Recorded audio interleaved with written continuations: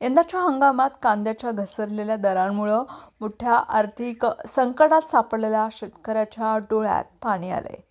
सिद्धेश्वर कृषी उत्पन्न बाजार समिती येथे रब्बी हंगामामधील लाल कांद्याचा सरासरी 700 ते 1200 रुपये प्रति क्विंटल दर मिळत आहे। हा दर उत्पादन खर्चाच्या तुलनेत अत्यंत कमी असल्याने शेतकऱ्यांना मोठा तोटा सहन करावा लागत आहे। कांद्याचा एकरी उत्पादन खर्च 60 ते 70 हजार रुपयांपर्यंत पोहोचल्यानं शेतकऱ्यांनी सांगितलं। बियाणं, खतं, औषधं, मजुरी, सिंचन आणि वाहतूक खर्चामध्येही मोठी वाढ झाली।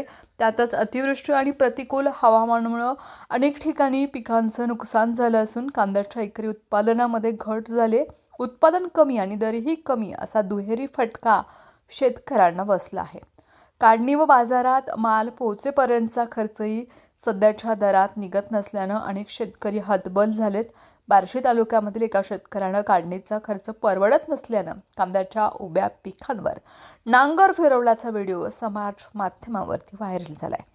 वर्षभर संसाराचा गाडा कसा चालवायचा, कर्जाची परतफेड कशी करायची याची चिंता जिल्ह्यातील कांदा उत्पादक शेतकऱ्यांना सतावत आहे।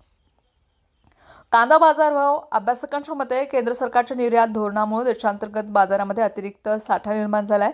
निर्यात निर्बंध आणि किमान निर्यात मूल्यामुळे परदेशी मागणी घटली आणि त्याचा थेट परिणाम दरांवर झाला आहे।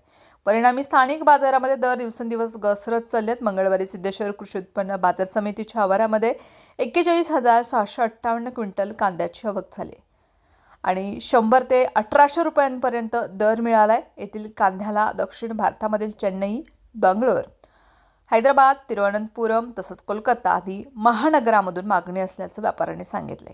कांद्याला देशांतर्गत मागणी कमी आणि बाजारात आवक जास्त असल्यामुळे दरावरती परिणाम झाल्याचे सांगण्यात आले। दरम्यान कांदा उत्पादक शेतकऱ्यांनी शासनाने तातडीनं हस्तक्षेप करून हमी भाव जाहीर करावा, निर्यात सुलभ करावी आणि खरेदी केंद्र सुरू करावं अशी मागणी केली। अन्यथा कांदा उत्पादकांचं आर्थिक गणित पूर्णपणे कोलमडण्याची भीती व्यक्त होत आहे।